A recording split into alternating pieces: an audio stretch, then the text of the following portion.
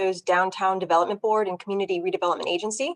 Thank you for joining us for the Lake Eola Master Plan Stakeholder Community Meeting. This is actually one of a few meetings that were held this week to gather public input that will be used to help re-envision the park in anticipation of the next 50 years.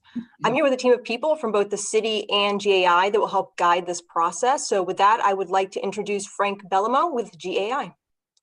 Thank you, Mercedes. I appreciate it. And welcome everybody for joining us on a beautiful Saturday morning. So we really do appreciate you taking the time to assist us with the preparation of the master plan for Lake Eola Park. If you can go to the next slide, please, Sheba. I just want to remind everybody or let you know that the presentation today is being recorded and is going to be posted to our project website, and that address is orlando.gov/Eola plan. You can go there anytime. You could see this recording of this meeting or the other two meetings that we've already had. You'll also be able to take a look at the work that's been done to date on the project, keep up with the progress of the project as we move forward. And maybe most importantly, at least for us and the design team, you can have an opportunity to take our survey, which is really critical for us in terms of being able to gather information about what it is that you all would like to see at the park. So please let your friends, family, neighbors know to go to orlando.gov/Eola plan and take that survey. Let me go ahead and introduce our team from both the city and from GAI Consultants Community Solutions Group. You've heard from Mercedes Blanca. Also with us from the city today is Chris Wallace and Tara Russakoff. From GAI is Donald Wishart, a landscape architect, Sheba West, a landscape architect, and Andrea Penuela, a landscape designer. Now, some of you may have joined us for our kickoff meeting, which occurred a couple of weeks ago, and that was a meeting for us to update those that attended on the progress of the work to date, as well as answer any questions that folks may have had about the project. And today is a little bit different. Today, we really need your assistance and participation. We're going to do two what I hope are going to be fun exercises. They certainly seem to have been fun for the other two meetings that we've already had. We are going to go ahead and look at a mapping exercise and some images of some other parks around the country and get an idea of what it is that you like and you don't like from those images.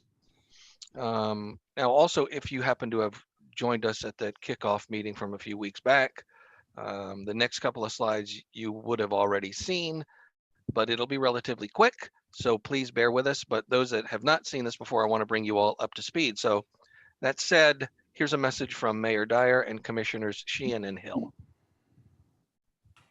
Lake Eola Park has been the signature park of our city for many years.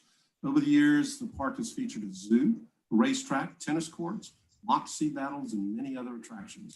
Of course, today we see a different park, visited by more than 3 million people each year. It's home to swans, a beautiful fountain, and big events like fireworks at the fountain on 4th of July, and small events like Sunday yoga in the park. We expect more changes as Orlando continues to grow, but we hope one thing stays the same, your passion for the park in the heart of our downtown. Thank you for taking the time to be involved in the future of Lake Eola Park, by attending this meeting and completing our survey. Please also encourage your friends and neighbors to also give us some feedback. We want to know what's important to you as we shape the future for our iconic park. I look forward to seeing what the future holds. Have a great night. Hi everyone, I'm Commissioner Patty Sheehan, and I'm really glad that you're here tonight. You know, over the years, we've added this and added that to Lake Eola Park. We really don't have a plan for how we move forward in the future. I'm really glad that all of you are here today and you are participating. But in case your friends aren't here, we want everybody to take the survey because we want everybody to be a part of our signature park in downtown Orlando. Please take the survey at orlando.gov/Eola plan. Hi, this is Commissioner Regina I. Hill, City of Orlando, District 5. Thank you all for attending this very important meeting for the Lake Eola Master Plan. Many don't know that Lake Eola and Roslyn Avenue are where District 4 and 5 meet.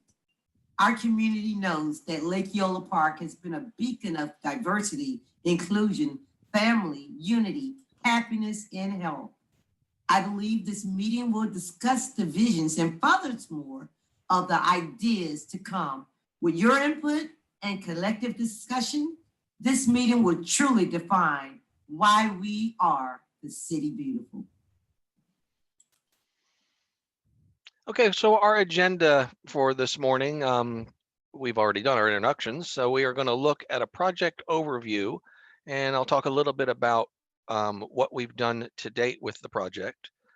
We typically, if we had a much larger group, we would be going into individual breakout sessions, but because there's a relatively small number of you this morning, we're going to stay right where we are and participate in those two exercises that I mentioned a little bit earlier.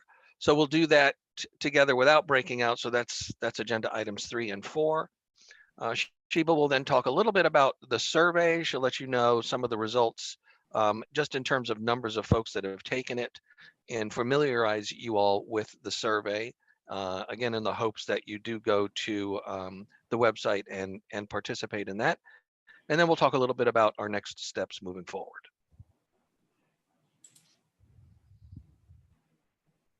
So the process that we will be employing for the development of the master plan is a 3-step process. We are right now in step number 1, which is called the foundation. I always want to make sure that I let everybody know we've not done any design work at all yet. So today you're not going to see any examples of our ideas for design because we're still sort of developing that as we talk to the public about what it is that their desires are for the park.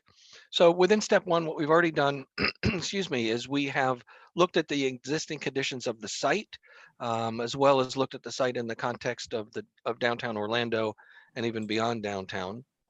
We've, as I mentioned, we had our public kickoff meeting. We've already had 2 other meetings that were just like this one. So we've gotten a lot of public input and are looking for your input this morning as well. We've had what we call stakeholder meetings. Those are small group meetings that we've got with folks like downtown condominium associations, neighborhood associations. We've met with folks that are responsible for putting on some of the larger events within the park. So we've gathered all of that information and all of those opinions. Step 1, the foundation ends this month, and we'll move into step 2. Now that is when we begin that design process. We'll start to do some conceptual master plans of the park, as well as some conceptual design that our architect subconsultant will assist with for any architectural facilities that are suggested for the park or renovation plans of existing buildings that may be there. We'll continue to get public input, so you'll have an opportunity to look at those concept plans and tell us what you like and what you don't like. That process will be around December to February of 2021, at which point we'll move into the final master plan phase, which we call the vision, that occurs from February to March. And we will have public meetings where we will present that final master plan for you all to see. So what we've accomplished so far, as I mentioned, we've done the site understanding by looking at the context of the park and the downtown, an analysis of the site. We've also looked at other parks in other cities that we consider comparable urban parks. What you're seeing over on the right is a screenshot of a part of the website where you can take a deeper dive into that existing conditions overview that we've already done. So again, please do visit the website. And I've mentioned the public engagement, including the survey, our original kickoff meeting, and then this is the final of the 3 public workshops. And I always tell everybody I really like this photograph. I think it tells quite a story. One is obviously the city has really grown up around Lake Eola, and your initial kind of thought when you look at this aerial is that everything has changed, but actually there are quite a few things within the park that have remained pretty constant. One is the Linton Allen Fountain, which is the name of the fountain within Eola Park that was there. This is the 60s, so over 50 years ago.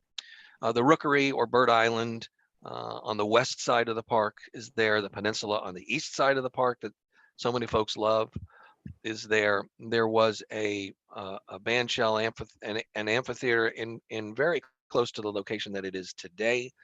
And of course, the perimeter walk or the promenade around the park was there. The one you see is a bit narrower than what we've got now, but it did give people the opportunity to walk around the lake as they seem to enjoy doing today. So there were some elements of Eola Park that really have remained pretty constant.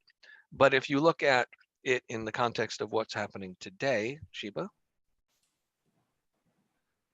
obviously the city has grown a tremendous amount, which really kind of places a bit more pressure on the park in terms of the amount of people that are utilizing the park. So this is really our opportunity, with your assistance, to look at where we want to see the park in the next 50 years. So if you could go to the next slide. This is where we would typically go into our breakout sessions, but as I mentioned, we're not going to do that today. We will, you want me to open up my, no, you're sharing. Can you open up your PowerPoint, Sheba, Yes. please? Sure.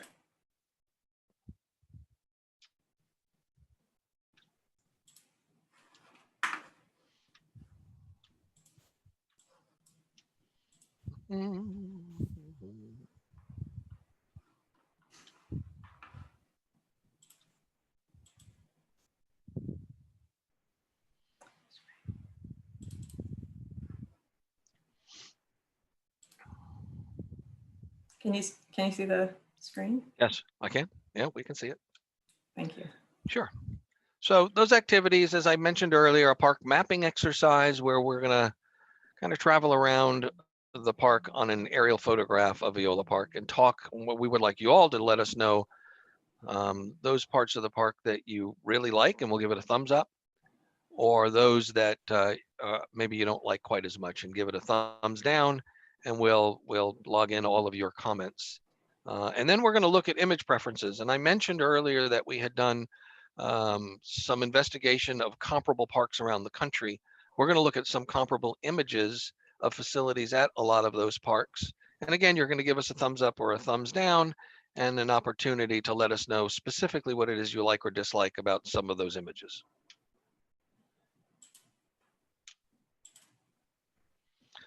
So let's begin with our park mapping exercise.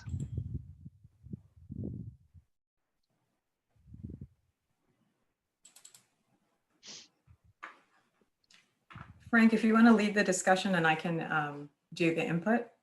Yeah, that's fine. And the thumbs up and thumbs down that you all see is from the previous meeting. We had hoped that we would have this cleared off. Unfortunately, we had a little technical glitch, but it won't, it will not hinder us in terms of the ability for you all to participate. So you should all unmute yourselves, because it's time for you all to give us some of your thoughts.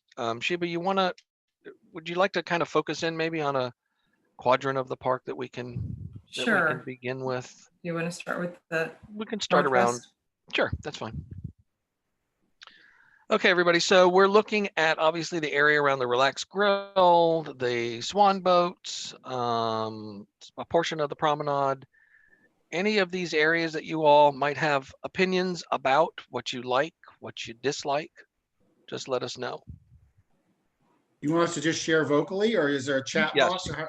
Yes. No, just go ahead and share vocally. And Well, from a Plant Geek perspective, I can't really point to it on my screen, but up there, kind of to the mid-center top of the area, I think is a species of sable cassarium, which is very unusual. It's a very robust looking sable palm, and I think that's a kind of a cool thing that should not go unremarked. Somebody should maybe put a sign or a little tiny horticultural, explanation as to what that tree is. That's kind of cool. yeah, and maybe there's an opportunity to go just beyond that one species. But as the landscape is developed or redeveloped around the park, maybe we need to start thinking a little bit about interpretive signage or plant identification. So I think that's a good idea. How do we all feel about, if you've been to the Relax Grill or the area of the Swan Boats, which seems to be really, really popular? Anyone? The Swan Boats are a very nice amenity. Sometimes I think the Relax Grill seems, I would never say seedy, but it seems a little, I don't know, a little rough around the edges. Mm-hmm. And I know that's that's primarily responsibility of the owner or the leasee of the facility. Right. But that's just something I wanted to bring up. Okay. Quiet.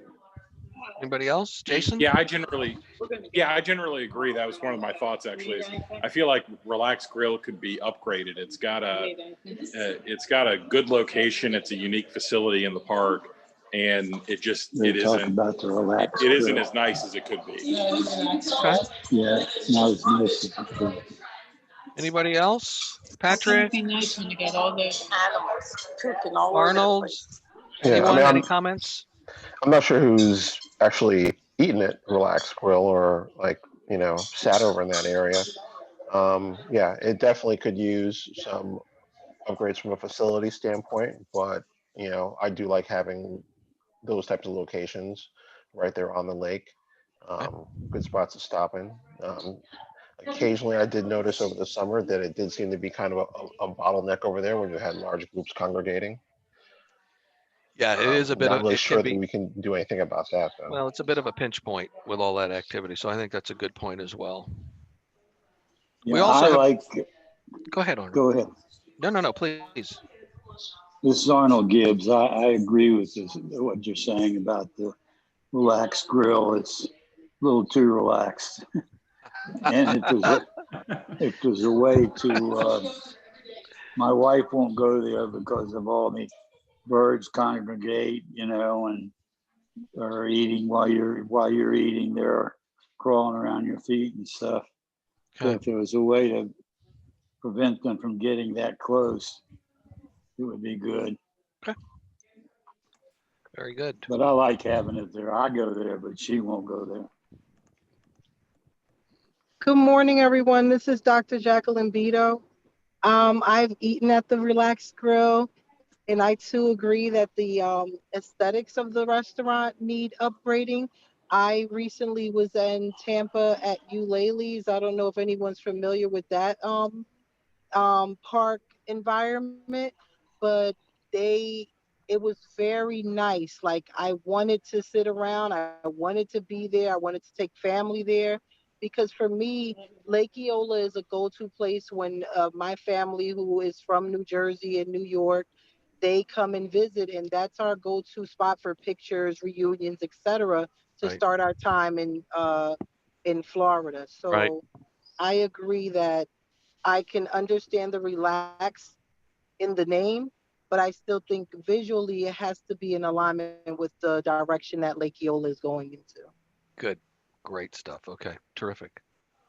Shibi, you want to move a little south? Mhm.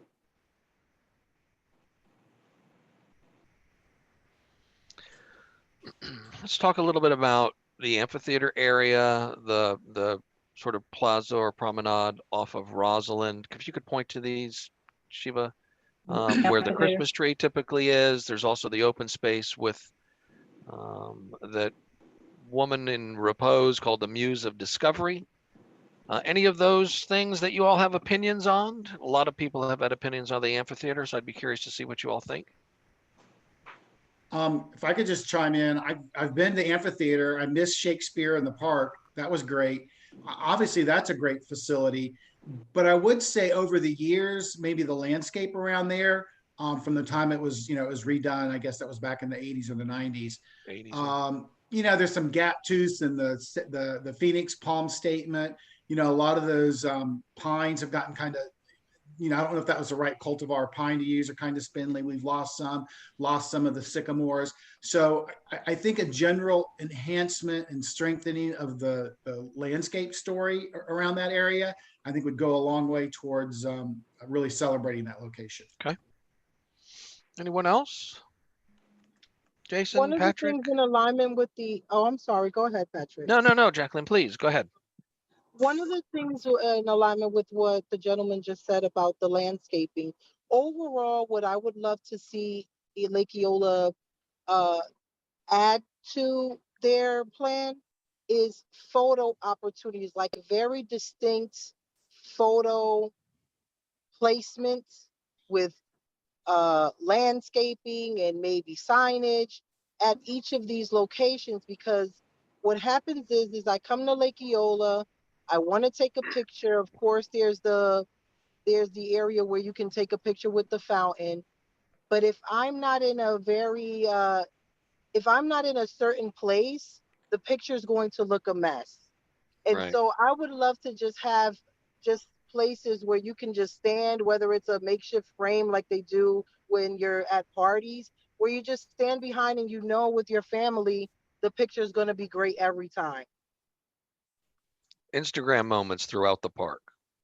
Correct. Thank you for putting that in the most succinct way. I'll use that Not next that I time. know anything about Instagram. That's an interesting idea. My thought on the band shell is it is a lot of in a park with space constraints, at least land-based space constraints. It's a lot of real estate to devote to something that isn't in use all the time. Mhm. So I definitely think the park needs a performance space, things like Shakespeare in the Park. I like that they activate it. It just, I wonder if it's if there's a way to make it useful when it's not in one of those performances. I do love the color scheme.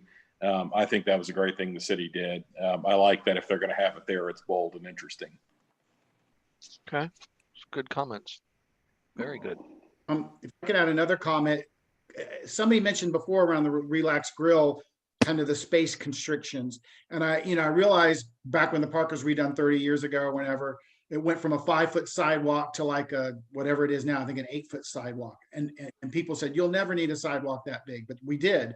And I'm not saying the whole sidewalk around the perimeter of the entire lake, the promenade needs to be widened necessarily, but there are some places where there are some limitations in terms of pedestrian circulation. And I realize you can't design for the major events, but you do seem to get some congestion from pedestrian perspective, really from Relax Grill, all the way, to the Sperry Fountain almost sometimes. So I don't know if on this end of the park, once the corner of Central and Roslyn have been kind of looked at, that perhaps, the paving in here could be, increased a little bit to enhance pedestrian circulation. I don't know.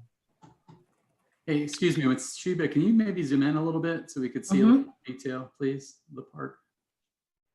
Yeah, that's Jeff, you make a really good point. And I actually think the walks, Chris, you may know this better than me. I think they're 12 or 13 feet and it's relatively consistent, but people are telling us from just where those pinch points are a problem because the turf is so worn out that you'll actually get to a place where that wear plus the 12 or 13 feet of paved walk is probably a good 18 feet of width where people are trying to pass each other. And so there are particular activity and pinch points that you can just see as you go around the park. So I think that's a very good comment. Yeah, the paved walkway is 11 foot wide. 11, okay.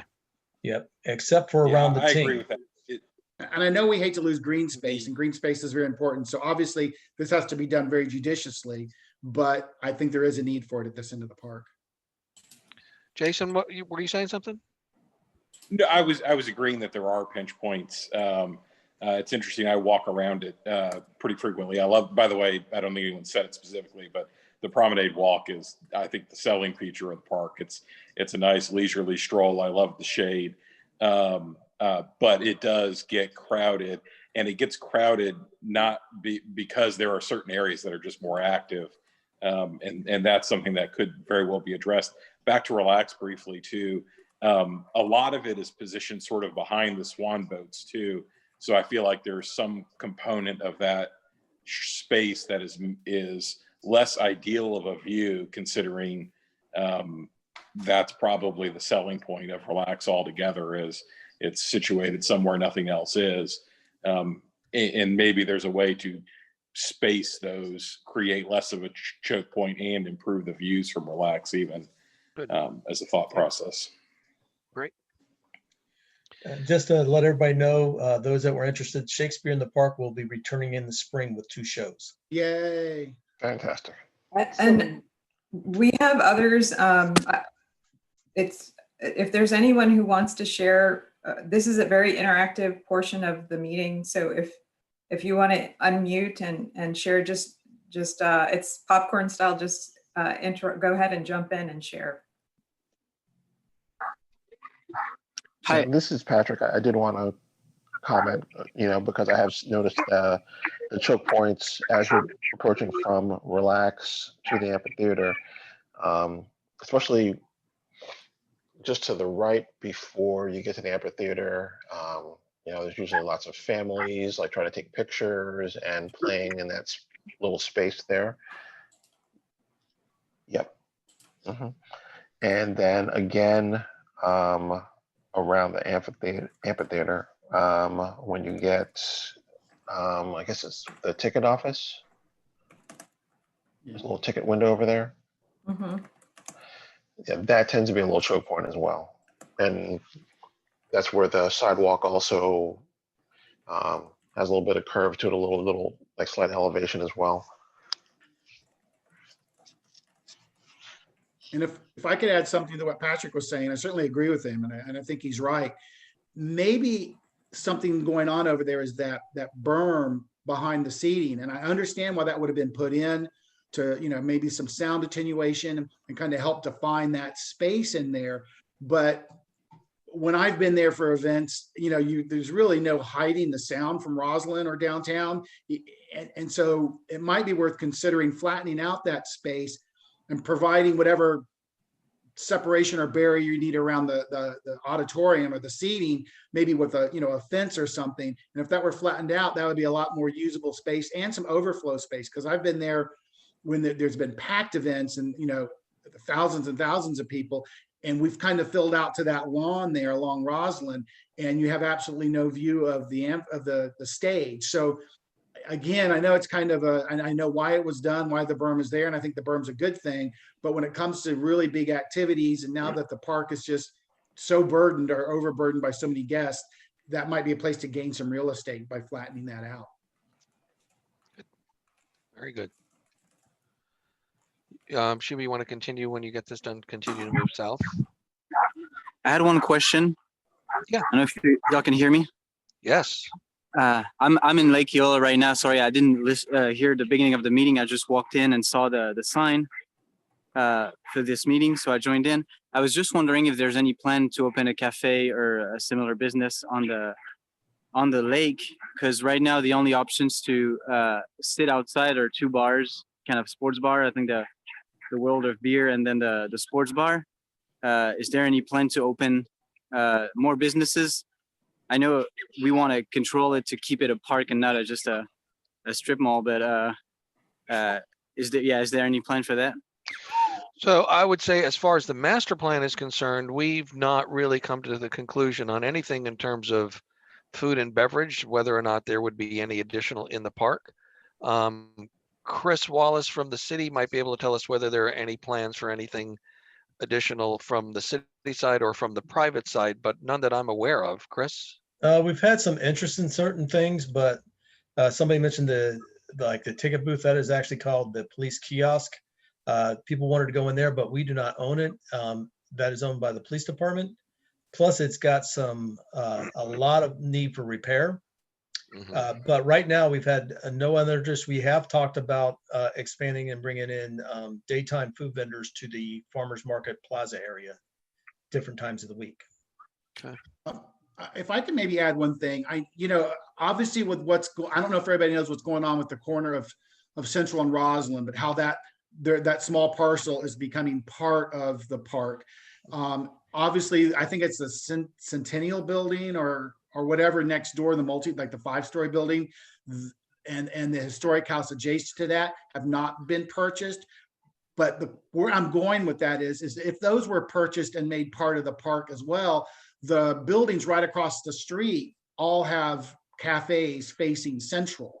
And as those buildings disappear and maybe become part of the park, then all of a sudden you're letting the perimeter buildings on the outside of the park all of a sudden have park frontage. So I think that's a really good opportunity to try to get more dining on the park, is by everything immediately like right across the street on Central and Eola, where the old Panera was, where the Persimmon Hollow Brewing Company is now.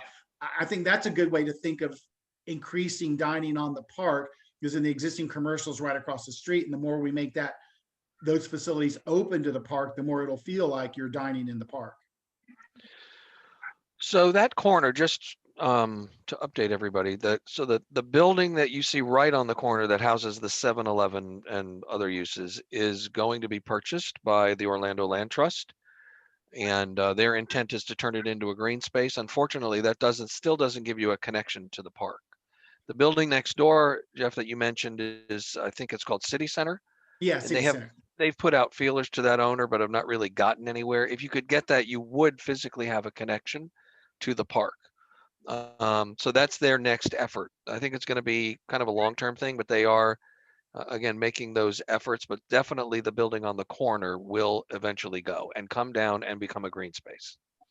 And so that was my kind of point was, maybe program those more intense uses adjacent to the park with park views, as opposed to maybe putting those in the park. Right. Okay. If I frame it, Jeff, how would you like to frame that? Just as an opportunity, okay. Create outdoor dining opportunities overlooking the park without actually being in the park. The ones that are there now are great and fine. I'm not saying those should go. I'm just saying rather than necessarily adding more, try to rely on the existing commercial infrastructure adjacent to the park and maximize those opportunities to feel like you're looking at the park or viewing the park or, adjacent to the park. And Adrian, did we capture your comment about dining? Yeah. Do you want to see more dining in the park or adjacent to the park? Yeah, I think in Orlando in general, finding a cafe or a dining option that gives on a park that is not just, we have outdoor seating, but it's often on the road. And with all of the parks, it's surprising that we don't have a single patio that gives on a park or in the lake, aside from the world of beer. Right. And so, yeah, I think it totally captures, if it's on the periphery of the park, but it gives onto the park, I think that's exactly what I was looking for. And Chris, obviously the World of Beer is a private enterprise, but their patio is on public property, is it not? That is correct. We signed a lease with them a while ago. So to have that patio, they had to sign a lease and they pay us a monthly fee to have that patio there. Good. Sheba, let's go ahead as soon as you're done with that and focus back down on that corner and continue to move around. I think we. Hi, this is Dr. Jacqueline Beto again. Yes, ma'am. I work with a organization in Newark, New Jersey called Newark Science and Sustainability. I just wanted to throw out a question. Is any part of the park dedicated to renewable energy and things like that? Like, will there be a section with maybe a solar panel or anything for people to charge electronics, or just show how to keep the environment safe and just focused on learning about this, having green space and things of that nature? So that's one of the reasons why you all are on. So as you can see, Sheba is adding that as sort of an idea and a thought. And again, as part of the master plan, we've not come together with any preconceived ideas yet, but I think you make a good point, which sort of leads me then to, when we're starting to talk about the natural environment, particularly of Orlando and of Central Florida, one of the things that I'm sure you all have noticed is that the lake is ringed by a wall. And I'm curious in terms of what you all think about the opportunity potentially to get rid of at least portions of that wall and start to introduce some, native Florida lakeshore plantings that we could also use to educate the public about those plants and what they do and the benefit that they provide to the environment. So how do you all feel about the current edge of the lake? If I could just chime in, I think that's a fantastic idea to encourage aquatics. Obviously, it's going to help the quality of the water, and it also tells a very good story. But I do wonder, the lake's not very deep, and the depth of the water right around the wall itself would certainly allow for certain species of aquatic, some bulrushes and taller things. I think the wall is kind of interesting from a historic perspective. I mean, before the redo in the 80s, it was a stacked broken concrete wall. You know, they took up pieces of sidewalks and made it. Then the wall that's there now sort of emulates that to some degree. So I think there's some historic validity for maybe keeping that intact.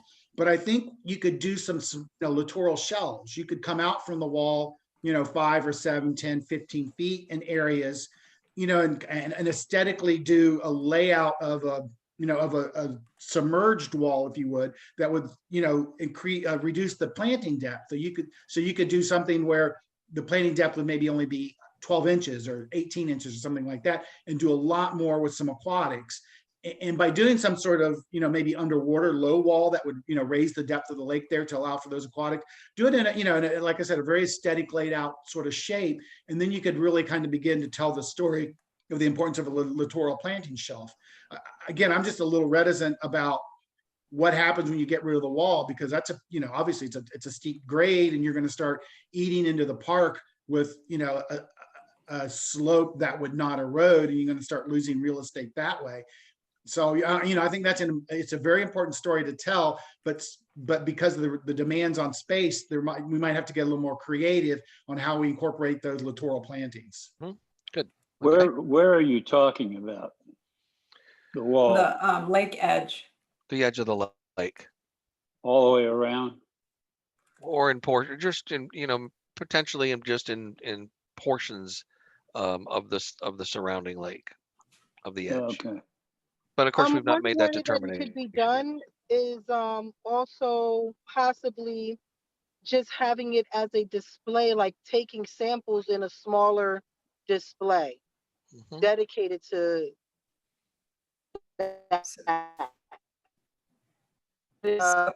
More of a if you had an assignment where education takes place, but at the same time, not taking away somebody going wall. Hey, Jacqueline, we're losing you a little bit. Your connection is going a little bit bad. Dr. Bita, your audio's. I'm sorry, I'm in Zephyr Hills. Oh, that explains I will type my suggestion. So you're actually back now. You may have just been in a little dead zone. So what I was saying is having it almost like a hands-on display or in a dedicated display to explain what you want about the foliage and the plants from a like a science center perspective, where you go in and have that hands-on experience without having to do anything to the surrounding area, but still provide the education. Very good. So Frank, what I was kind of talking about is where the rookery is. So come along the existing lake wall there and maybe do, like I said, a bit of a submerged wall to almost engage the rookery, and raise that lake level, or raise the soil level under the lake bottom level to within, maybe 12 or 18 inches. And then in that whole little section, then you could do some, pickerel weeds or Sagittaria or something like that. That could really tell the story of the littoral shelf, and you kind of connect it to the rookery and, kind of make that look a lot more like a little natural setting as opposed to maybe quite so urban and artificial. Yeah, agreed. Okay. Sheba, let's keep moving, because I think we're going to run out of time. A lot of good comments this morning, but can we talk about one more quick thing before we leave? That Chinese garden that's been there since before the redo in the 80s. I think that needs to be revisited, because basically it sort of walls off that section of the park from Roslyn and downtown. And I understand it's a stormwater facility or treatment, but I think that needs to be redesigned to really engage it more into the park overall and encourage more people to use that space and kind of open views, across Roslyn Street. Okay. Just echo that real quickly. I very rarely see anyone using that particular space, and it could be better used, I think. That's very true. And there's even ways to do subterranean stormwater storage, and maybe that's incorporated in a few places like that, or maybe even elsewhere around the lake. And those big grassy areas, if stormwater is really that much of an issue, let's do some subterranean storage. One of the reasons why I personally don't use that space is because it's not clean. The droppings from the birds is all over. And because I have small children and like 13-year-olds, they're like, it's beautiful, but I'm going to stay over here. Okay. So I don't know what cleaning it looks like on a daily basis. What's going to be done with the playground, or is it going to remain the same? Well, I don't know that we know the answer to that. I think at this point, everything's, depending on your terminology, on or off the table. But I'm interested in your comments, everybody's comments about playground, restroom, the bridge, the area that Sheba has now focused on. Let's talk a little bit about the farmers market area, the open space, the playground, and the restrooms. What do you all think? Well, as far as the playground is concerned, that's the first place my grandchildren want to go when we get there, and that's usually pretty crowded. If that could be enlarged in any way, that would probably help with the spacing and between the various pieces of equipment. But that's first thing they want to do when they get here is go to the playground.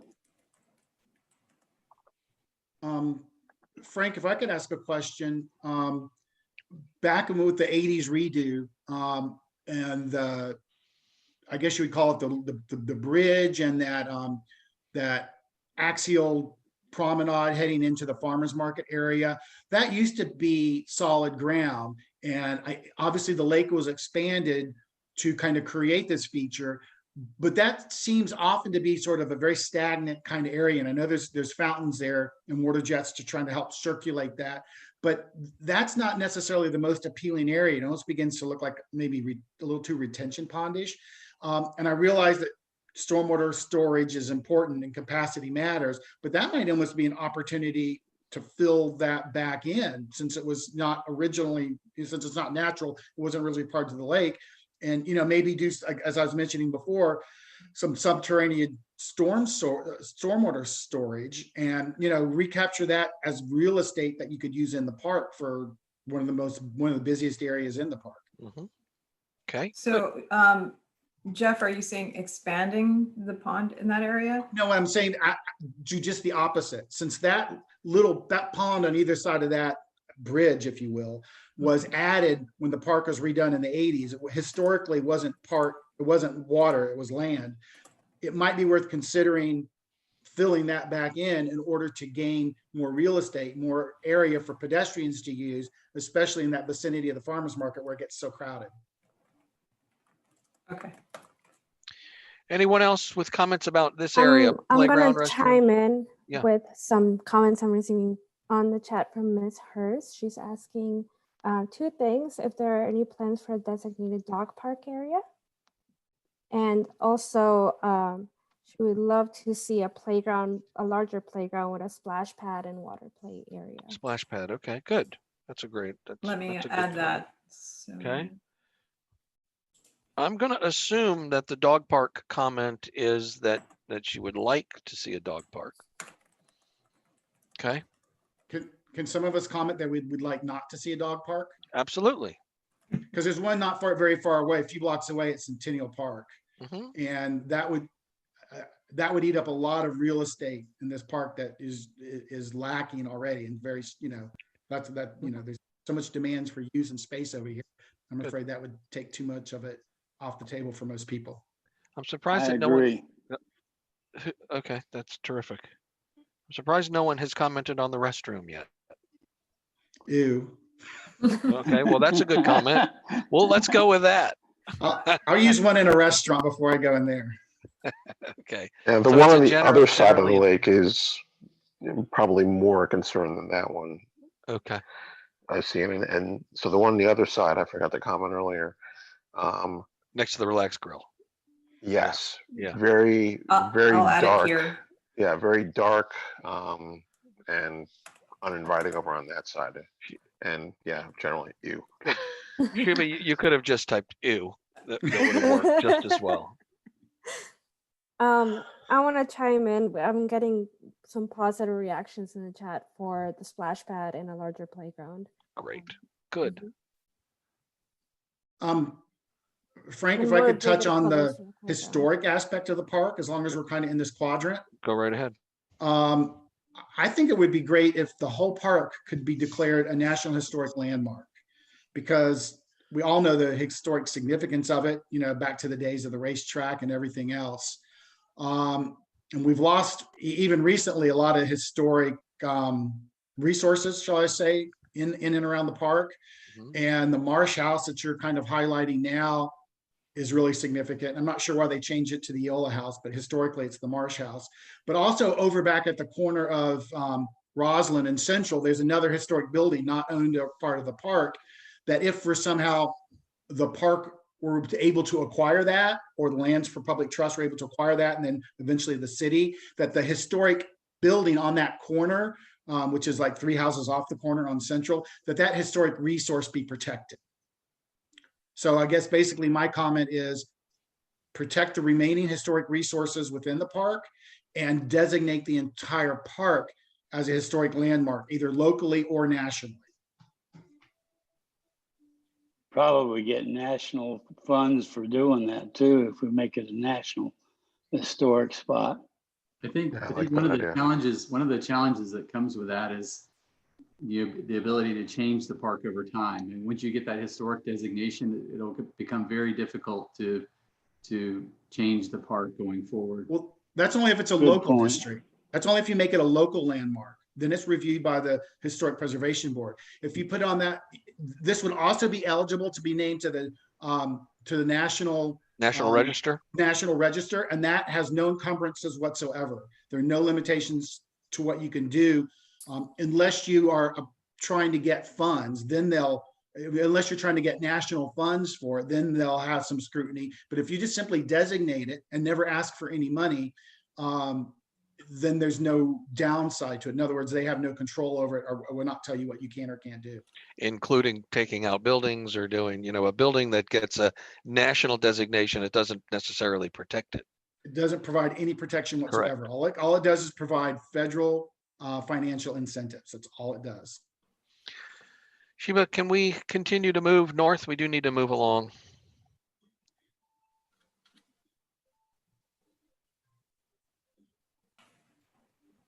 So we've got the sort of little east-west promenade, the Ting, which is that Chinese gazebo, right where Sheba's pointing. It'd be interesting to see what you all think of that. The peninsula, the Battle of the Bulge Memorial. So everybody, let me know what you think. Let us know what you think about some of these facilities. So I do have a comment about the peninsula. Yeah. Having been out there recently, set up for a picnic. The amount of dog droppings in that area, pretty high. Okay. Not sure if we just need like more cleaning or I don't know, enforcement. But yeah, it was actually difficult to find a spot on a busy day. That can definitely ruin a picnic, though. Yeah, yeah. Every time. And to tack on to what Patrick said about, basically he's talking about maintenance. The Ting is super cool, but very seldom have all the lights been working that are on that.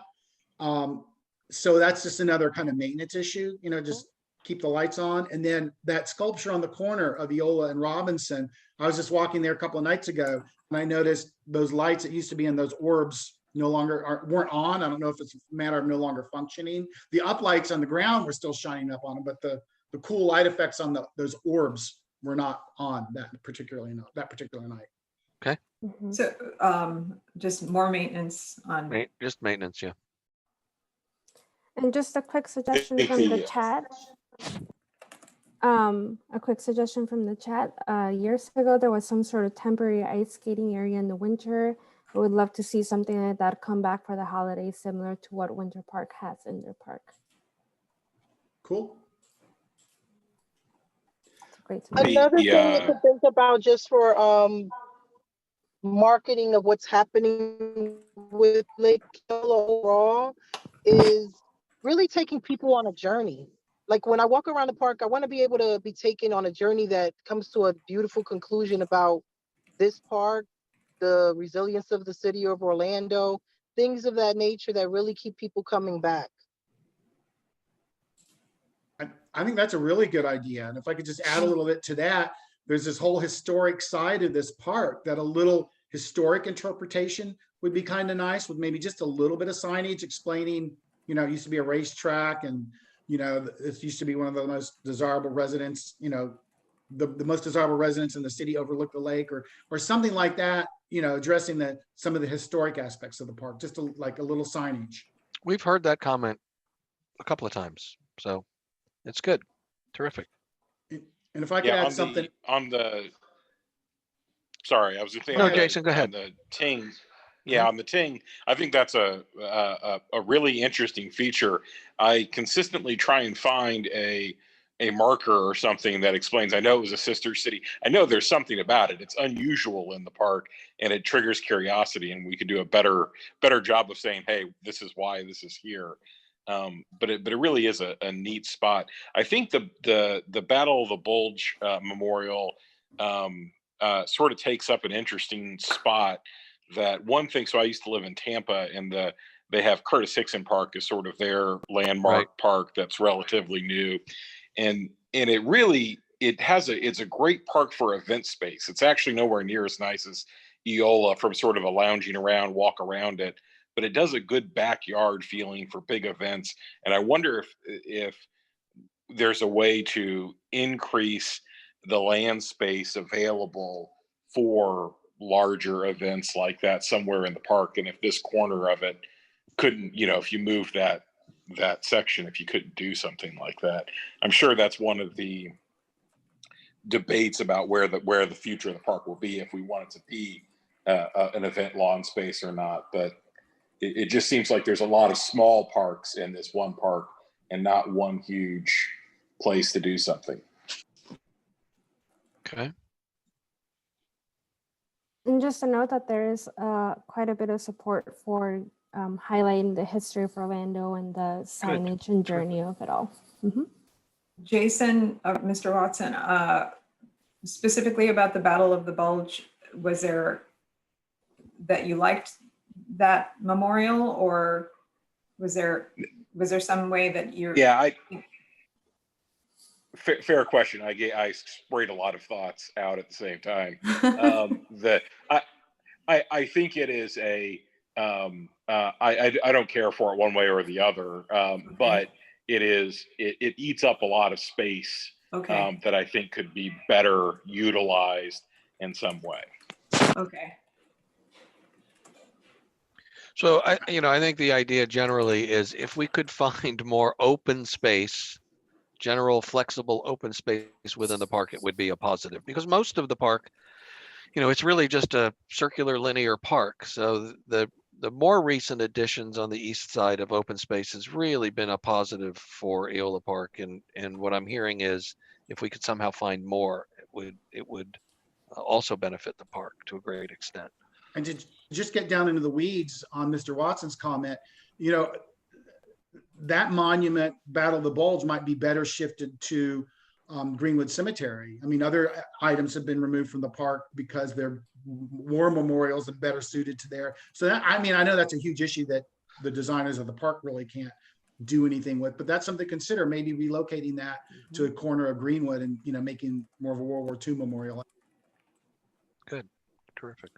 I would just say, instead of Greenwood Cemetery, most of you don't know, there is an Orlando Veterans Park that's over by Lake Baldwin, right off across from the Veterans Clinic.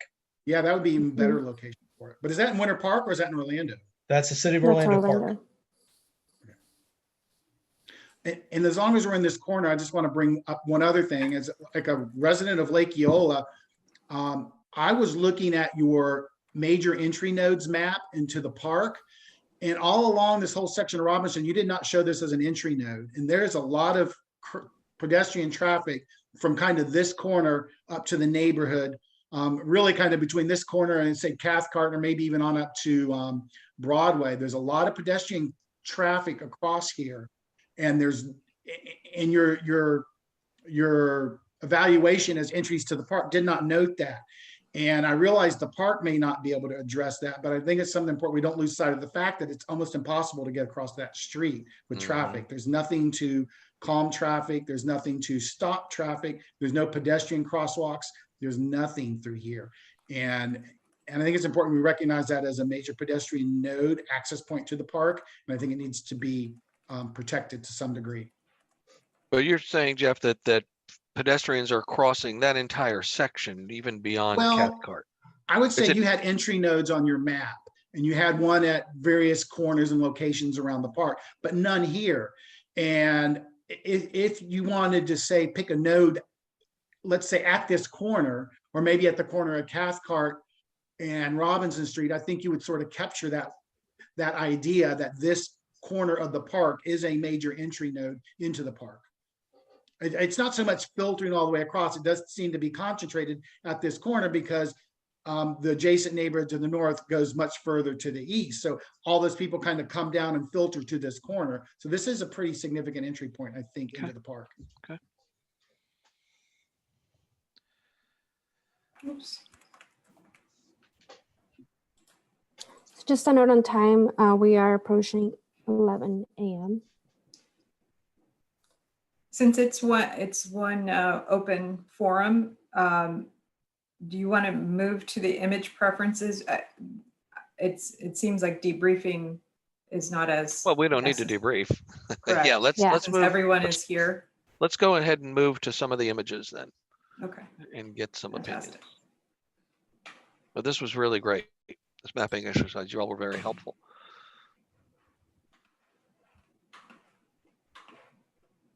Bear with me as I change screens.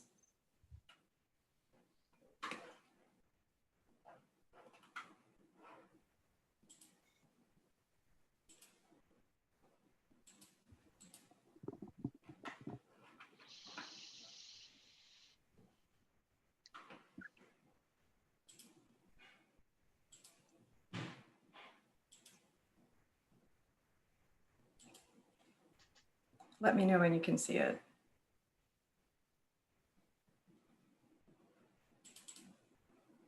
It's coming. There we go. There it is. Okay. Got it.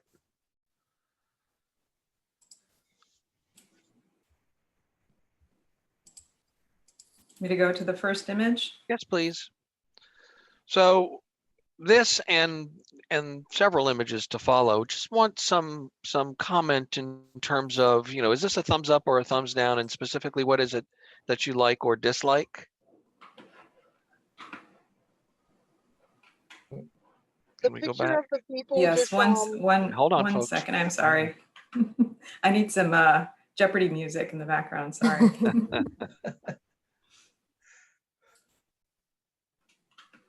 While we're waiting for the technical issue, my wife walked by and said crepes or coffee stands would be fantastic in the park. So I thought I would throw that out there. All right. To go back Can up. you all see that? Yes, got it. Previous All image, right. so there we go. There you go. So opinions on this, and it can be, specific in terms of, materials or width of the walk or whatever, but let us know generally whether this is a kind of a thumbs up or a thumbs down, and and just any general comments, and Shiva will go ahead and add them to the notes. What do y'all think? Beautiful. Hi, The material. I was just gonna say while I still have reception. Can you hear me? Yes. Mm-hmm. Okay, wonderful. I don't like this picture because it doesn't take access to the park into perspective. It's like I wouldn't be able to know where this was. Dr. Bita, could you repeat that? We missed your audio. Sorry, I'm gonna type it. I'll type it. Okay. Terrific. If I could offer another one, I think the richness of materials is very nice. I mean, the stone walls, the lampshades, the color and quality of the paving, the railings, all of that I think is a very high level of finish in the materials, and that's desirable, I think. So I would agree with that. But based on the number of runners that I generally see at Lake Eola. Just from that picture, it looks like they'd be dodging a lot of people because of Okay. all the people standing around. So Dr. Vito's comment, she says thumbs down only because I wouldn't be able to know where this was. Only because of what? I wouldn't be able to know where this was. Okay, so no sense of place. No sense of place. No Yeah. sense of place. Okay, good.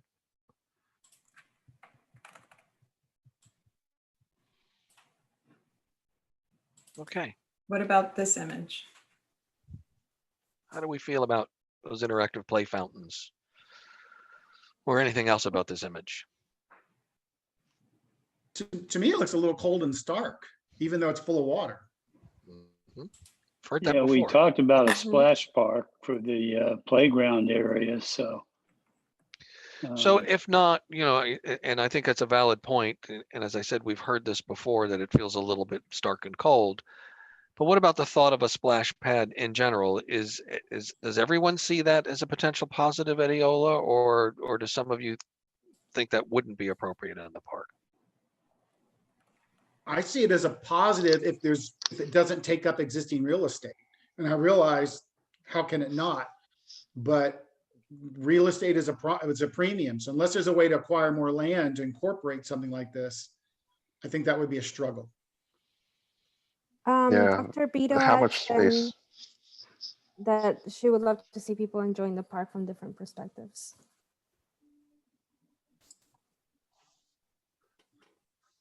Andrea, could you hold your speaker closer to your mouth when you Would you talk? just- 'Cause Would you you're repeat harder to the last- hear. Of course. So Dr. Beto says, would love to see people enjoying the park from different perspectives, but there might not be enough room. And Ms. Hurst says, yes, splash pad, but could be smaller with more interesting fountains, playground style water features. Yeah, I'd agree with that. I don't think we'd be able to fit something of the size that they have at that park. It's a pretty big one. Mhm. And Also, it has a concrete bottom and a really good splash park. If it's near the playground, should have one of those rubberized finishes on the bottom so kids don't slip. And if they do fall, they don't, get bruised on the concrete. Great To point. me, that's not an attractive one. Isleworth Country Club, they have a splash pad that really, really is nice, and it's got a rubberized finish on the floor. Okay. I would just add a quick cautionary note that maintenance on those things is very expensive. And, we're having trouble keeping the lights on and replaced, much less maintaining a water feature like this. And where I used to work, we had a lot of experience with play areas. I mean, we had literally scores of them on the property, and the rubberized ones, which I understand are safer from a falling perspective, don't last very long relative to the concrete one. So I guess my takeaway from this is make sure you have the money to maintain it before you commit the resources to constructing it. Good point. All right, y'all. How do we feel about this? Very opinions? expansive. So that's, is that a positive or a negative? I don't know. I mean, I don't think it's really relative to our situation because we don't have these big open spaces like this at Lake Eola. Smaller. Okay. I mean, we have the lake, granted, but I mean, the skyline's nice and we already have that. Oh. So maybe that's my comment. Nice Anyone skyline. else? Anyone else? Yeah, that doesn't do a thing for me. I mean, we have just as nice a skyline, I think, from the park as that.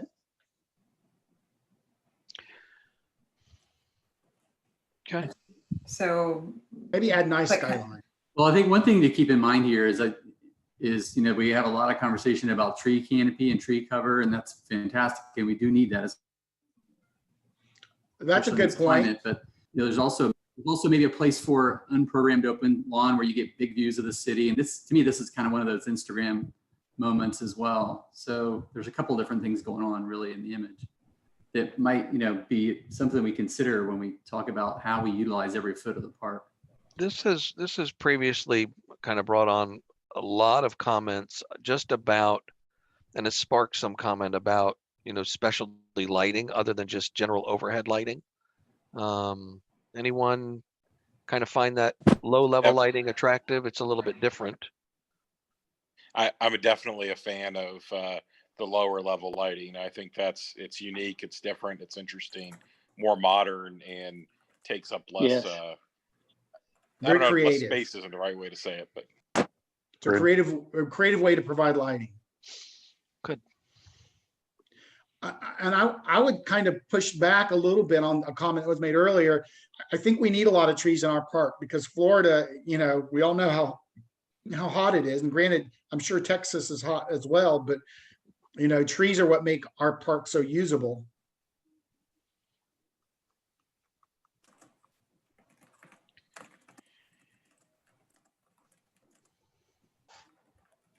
Okay. Okay, next.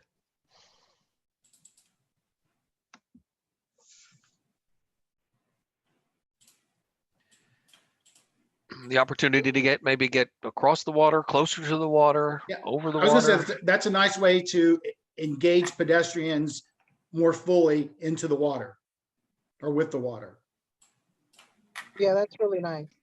And so it's a good way to gain some real estate without losing water. So you could have some either overflow alternate circulation, and that might help alleviate some constricted areas, again, without necessarily taking up real estate. I mean, if you look at the old shopping village at Lake Buena Vista, downtown Disney now, they did a link from Rainforest Cafe over to the other side of the lake, with just kind of a walkway through here. Not that we would get that extensive, but it's also kind of like the boardwalk they built in Magic Kingdom in the Rivers of the World, where you kind of provides a bypass along Frontierland, an alternate route. So that's certainly, I think, a great way to enhance pedestrian circulation without losing real estate. Yeah, and it's also a little reminiscent of the Riverwalk area in Tampa as well. Miss Hertz says she loves the walkway over the water. Any plans for the gondola boat area? Okay. No specific plans yet. Okay.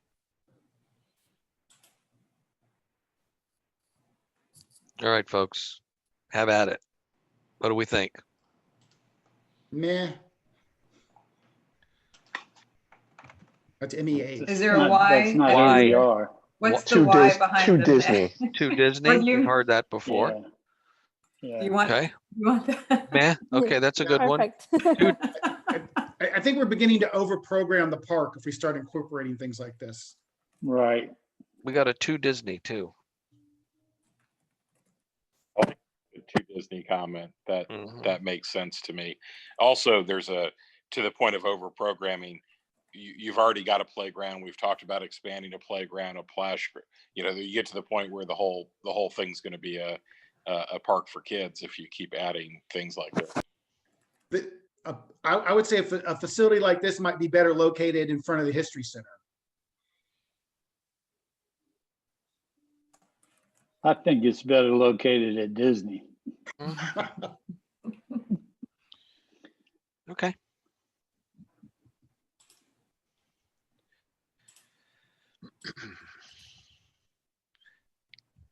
Everybody, how does everybody feel about swings? These happen to be, as you can see, the kind of the fountain over to the left a little bit. So it's very long. It's about this is actually about 2 blocks long, with a series of play fountains, which are smaller and narrower, so they don't take up a lot of room. And obviously parents can sit in these swings and watch their kids while they play. Thoughts?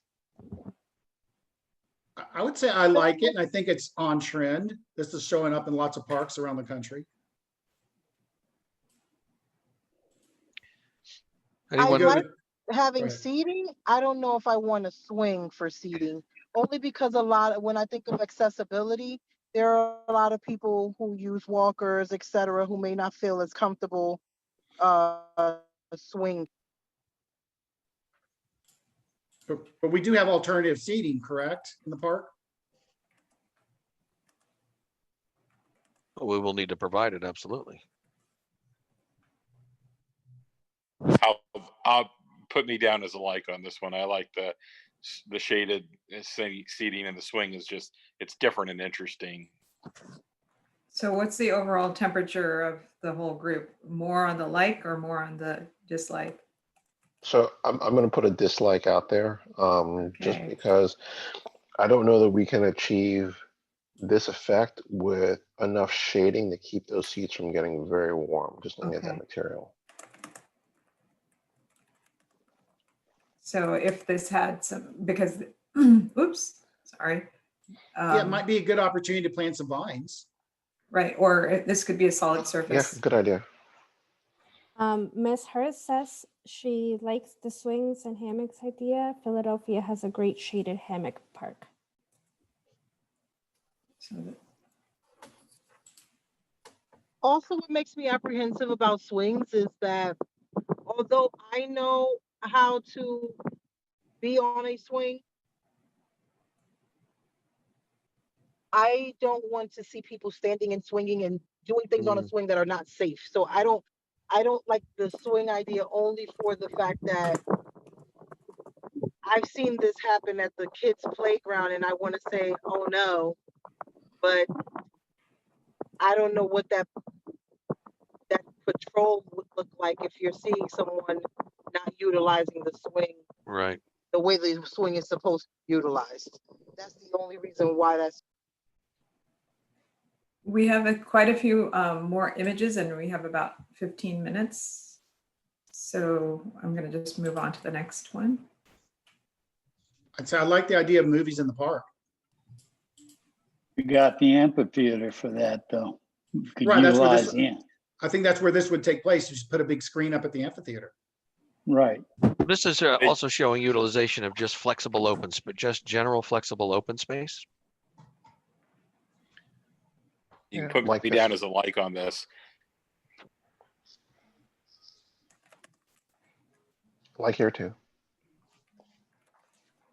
So lots of likes.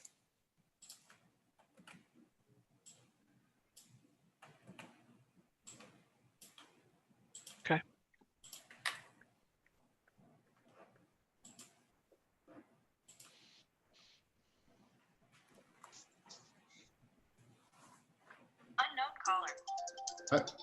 Anyone?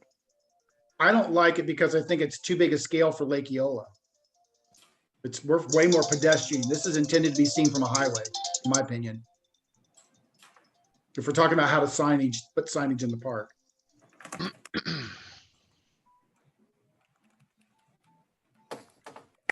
I think it's too much. We're primarily a pedestrian park, and this to me is more intended to be seen from automobile traffic.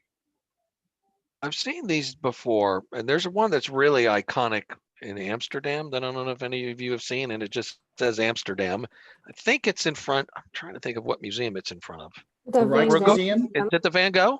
Yeah, it's The right next to the Rijksmuseum. Van Gogh Museum. No, it's by the Rijksmuseum, but it's in front of the Van Gogh, and it's more than just the sign saying Amsterdam. People climb all over it, and everybody wants to take a picture in front of it.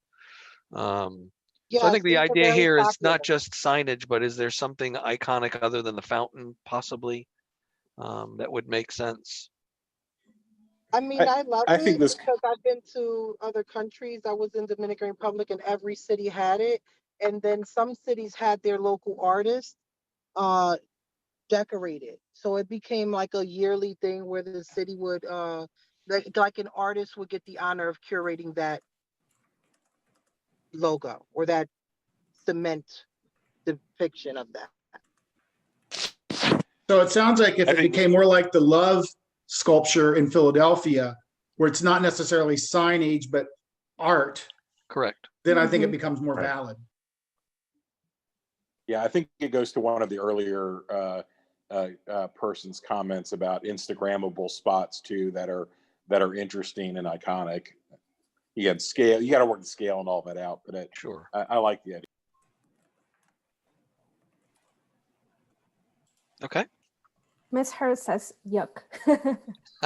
Okay. I think fit wise, just because we're concerned about space, Yeah. something like this might be better over near the Amway Center. Okay. And some of the space we're talking about developing out there. I kind of like, I saw a picture of the southwest corner where the 7-Eleven is, with a sign there that said Eola Park or Yeah. whatever. I've seen it. I as saw well. that picture. I like that better than this. Yeah. Love. Is there a why behind the love? Because it's the quintessential use for a park. I mean, we already have I feel like the space for park that, does right? this part well now. Yeah. Yeah. Yes. Yeah, we do already have this space. Yeah. Okay. Much loved. Some unique things about this park. This is my hometown from where I'm originally from. It's in between the two stadiums, right along the river, and it's built over the top of the parking garage that's below it. Oh, no kidding. Very cool.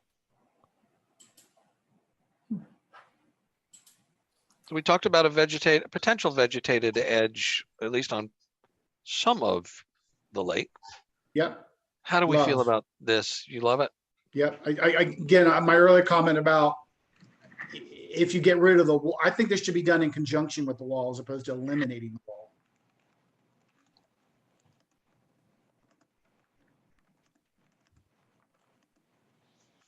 Because again, if you start sloping back from the bottom of the pond and, you know, at a, whatever, a 20-to-1 slope or 10-to-1 slope or something, you're going to be going, you know, 15 feet into the park. But you like the native Yeah, plantings? love the native grasses, love the aquatic native plantings. And the story they tell. Anyone else? I like it on the water side. I don't like the wild nature on the park side, just because Agreed. again we've all talked about real estate and space. Yes, absolutely.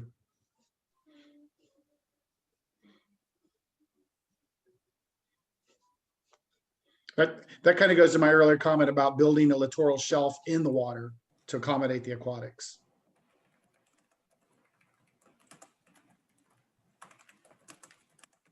I like that a lot now that I see exactly what you were speaking to. So I'm going to move this If we- here, and then I'm going to put this here. Yeah, good. I think this around the peninsula to kind of separate that area off. Yeah, that'd be Okay. very cool.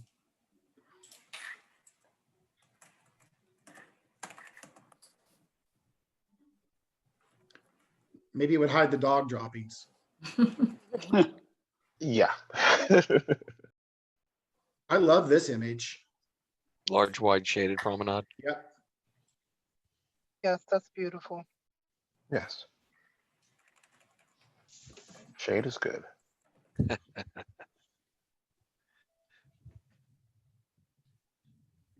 Okay.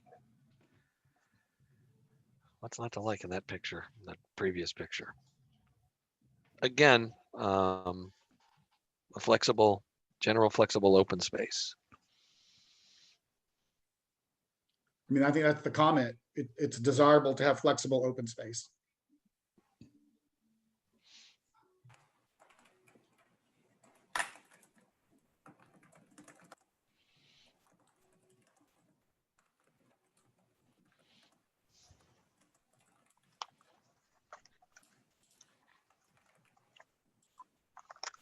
It's nice, but not for what Lake Eola brings.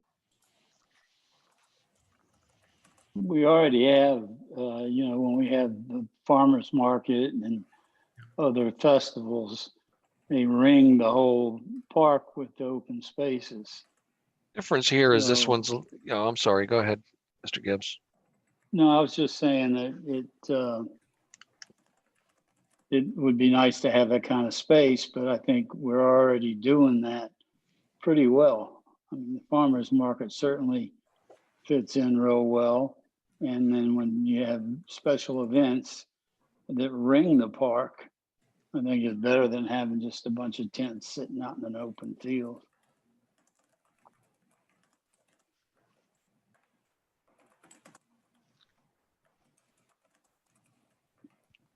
Okay.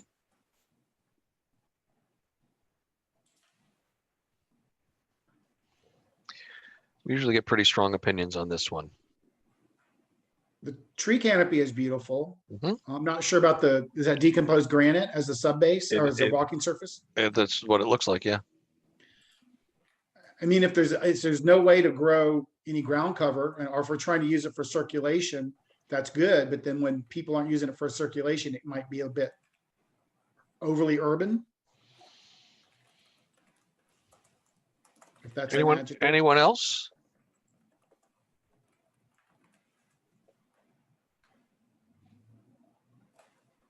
So I'm gonna also give a thumbs down to this, to the Yeah, surface.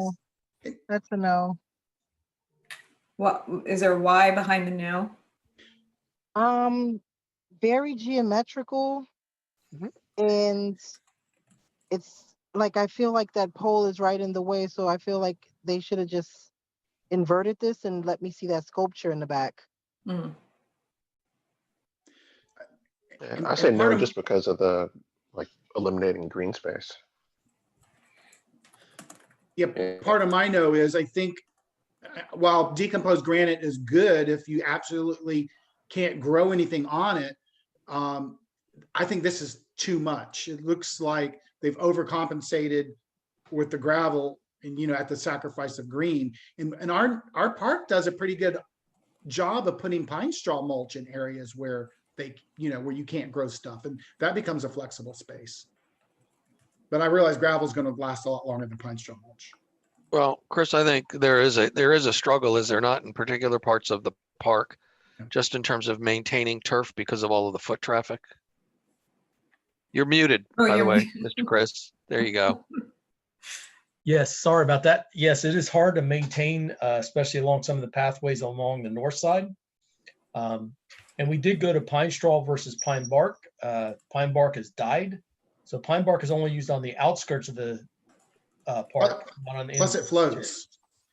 It floats and the dye turns the lake brown. And I think this is a good solution for areas where you can't grow turf, but it looks like in this particular image, they use it as a design statement, whether they could grow turf or not. And I don't think that's the direction we want to go. We want to use it only in problem areas as opposed to making a big design statement out of it, in my opinion. The other thing that we have started using, and you'll find it over by the amphitheater in the big tree in the middle of the triangle walkway, is rubberized mulch. And it's presented, it's taken away a lot of our trip hazards from the roots and lets the tree still breathe underneath. I mean, from my perspective, I think the decomposed granite would be a better solution, just because that rubberized mulch, it's made from old tires. And I've seen plenty of situations, even though they say there should never be bits of wire or anything like that in there.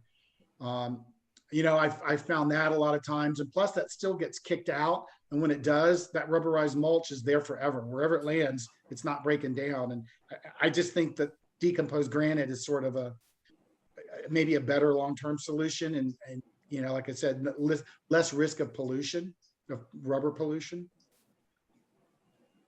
What about this image? Beautiful. This is what the Chinese garden over by the Roslin House should look like. Yep, exactly. Anyone else? Anyone think this is a negative? Only if it's not maintained properly. It seems to me awful wild for Lake Eola, urban-ish park, but it's very pretty. Okay, so I'm gonna give both a thumbs up and a thumbs down. And maybe if there were more people in this picture, like maybe more people on the bridge that stood out and zoomed in a little more, it wouldn't feel so wild. But it is wild. A lot of beautiful landscaping though. I think part of the trick is just to, use it in limited quantities. If there's a special area of the park and we want to tell a pollinator story, this would be a great place to do that. But so, like I said, I wouldn't have the majority of the landscape in the park look this way, but if there was a little butterfly garden or a little bee garden, I think that would be a great idea.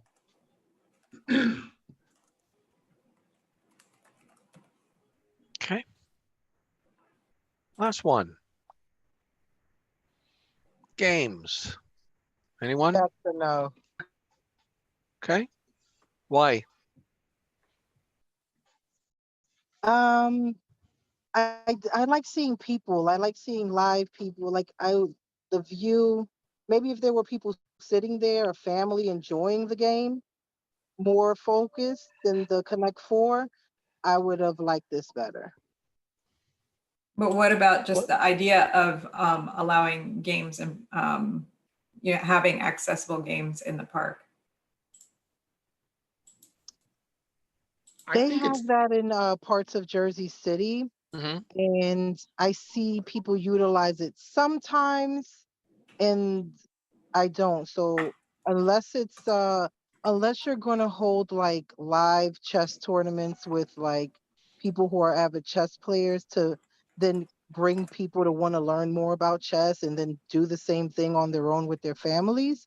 Like I feel like anything you do at the park should be with intention, not just to exist, but to really be connected to the community.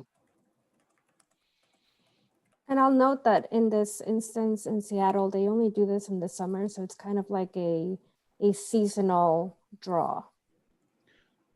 I would say that's a good idea if it were seasonal, because I keep going back to the availability of real estate in the park for this. And so long as it would be used minimally, but I think I like your idea of seasonality. That's a good idea. So it's not there all the time. When it is used, maybe it's a little more special, but I would not overdo it. I would keep it limited.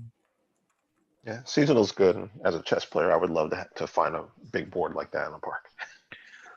Well, let me point out, I just spent a weekend over in Clearwater, and the hotel we were at had those large plastic, chess pieces. And mostly what was done with them is kids knocking them over and throwing them and scattering them all over the place and running through it.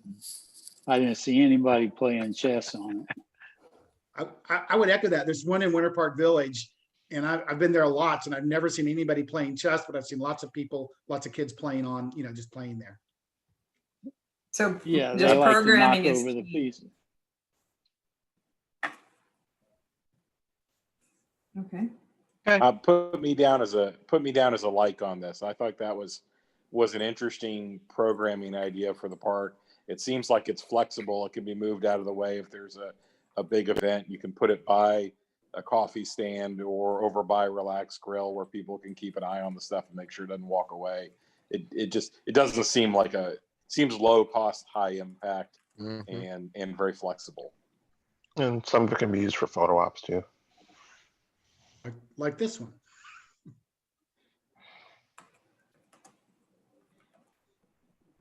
And I'm more of a Connect Four guy if it matters, because I'm not smart enough to play chess.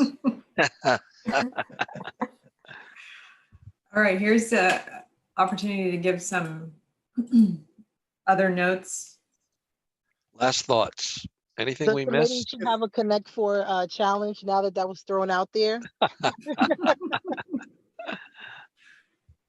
No, but I would really, like- I think just overall, I loved the committee, and I wanted to know, besides this feedback session, what other ways can people who participated go deeper or align with you all in making this come to fruition? Well, I think, again, continue to go to the website and see the progress that's being made. But really the next big things that are going to begin to happen is you'll get notification, particularly if you go to the website, that the design process has begun. And when there are things to be presented to the public, we would like you to attend as you are today to begin to give us comments on the design work that's being developed that's based upon all the public input that we've gotten. What's I the would, what's go the ahead. timing on all of this? The completion of the master plan, somebody correct me if I'm wrong, but I think we're looking around March of 2021. Yes. Okay. So it'll be a continuous ongoing process from here to March. I would love to see a tidal basin flowering tree thing going on. So, you know, we've got the tababuyas, you know, that were brought in by Mulford Foster, and they, you know, the empedagosas tend to flower, you know, within weeks of one another in the spring. And if we had a, you know, a real powerful statement of those lining the banks of the lake, I mean, that would be a great photo op, and you could even start a Tababuya festival. Any other thoughts? Put me down for a public art is great. I think there is some good use of it in the park now, especially public art that, you know, they put it in the water, done a good job, but you can always add a little bit more. And it comes back to the idea that this is a showpiece park for the city, and it should have stuff like that in it. Great. Any other overall thoughts? I thought the comment about the capillias being seasonal, or it's something that happens seasonal. I know where I'm from, we have the cherry blossoms that come in, and we have a cherry blossom festival to align. So when I think about sustainability over time, it's really thinking about how those festivals can directly impact the support of the park.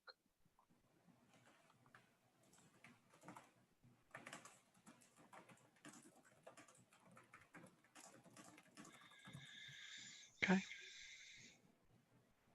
All right.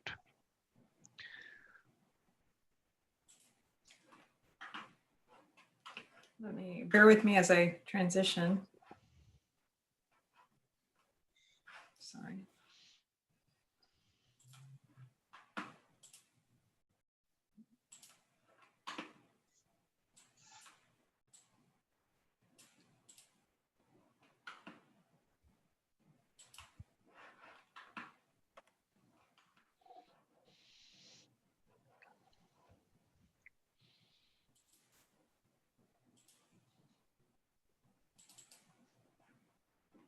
So Dr. Bito was asking other ways to be involved.